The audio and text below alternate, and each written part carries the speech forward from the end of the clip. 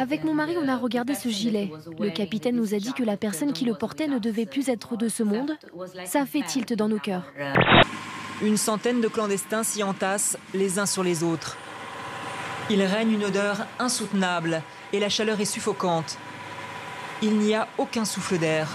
Christopher et Regina décident d'acheter un navire pour sauver les migrants.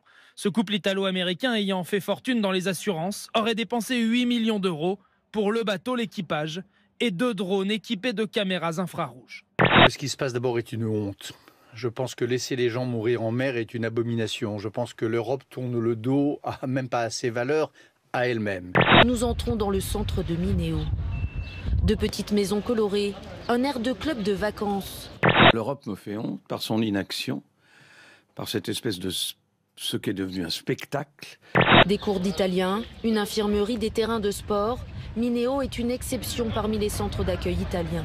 Et je crois que si les fruits de la liberté sont amers aujourd'hui, il vaut mieux ça que cette espèce de chape de plomb qui pesait sur les Libyens. Un homme arrêté dimanche projetait un attentat imminent contre 1 ou 2 églises et il serait par ailleurs impliqué dans le meurtre d'une jeune femme retrouvée morte dimanche à Villejuif.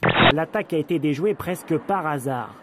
Tout commence dimanche matin dans cette rue du 13e arrondissement de Paris. Le SAMU intervient après l'appel d'un homme blessé par balle. Il dit avoir été attaqué. Arrivé sur place, les policiers découvrent que l'individu est fiché à l'antiterrorisme et dans le coffre de son véhicule, une Kalachnikov et 2 pistolets automatiques. L'individu avait été signalé au service de police comme ayant des velléités de départ en Syrie.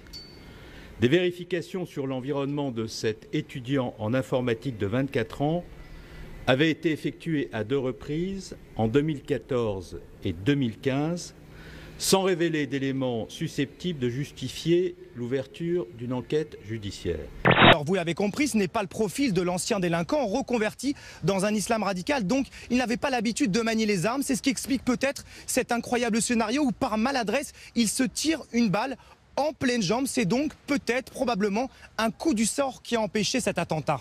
L'homme serait aussi impliqué dans le meurtre d'une jeune femme survenue dans la nuit de samedi à dimanche, Aurélie Châtelain. Retrouvée assassinée dans sa voiture à Villejuif, elle est originaire du nord de la France et venait à Paris suivre une formation. Le suspect aurait tenté de lui voler sa voiture et se serait blessé pendant l'attaque.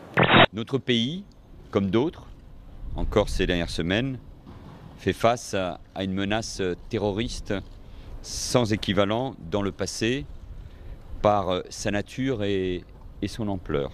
Les jours de Serge Atlaoui semblent compter. Ce Français condamné à mort en Indonésie a épuisé tous ses recours. Ses proches implorent la clémence de Jakarta et un appel à François Hollande. Nous sommes extrêmement préoccupés par cette décision et cette menace qui, si elle était mise à exécution, aurait évidemment des conséquences sur les relations entre ce pays et la France. Serge Atlaoui ne le sait pas encore. C'est son épouse Sabine, sur place, qui va lui annoncer la terrible nouvelle.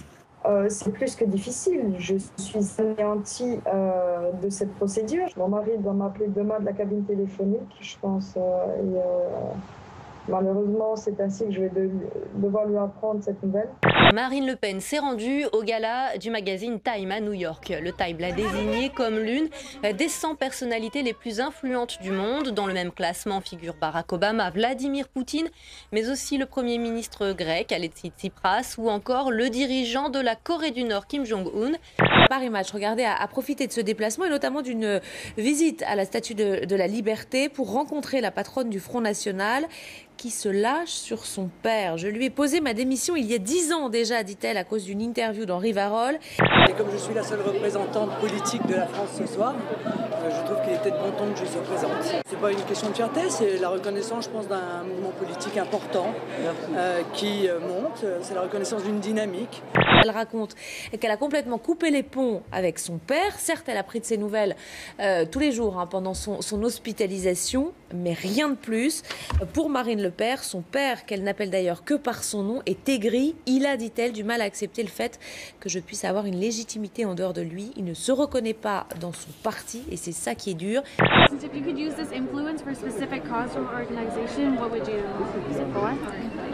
Can you ask again, sorry? If you could use your influence for an organization or a cause to bring attention to. Est-ce que tu utilises ton influence pour une cause Mais j'ai déjà une grande cause, c'est celle de la France.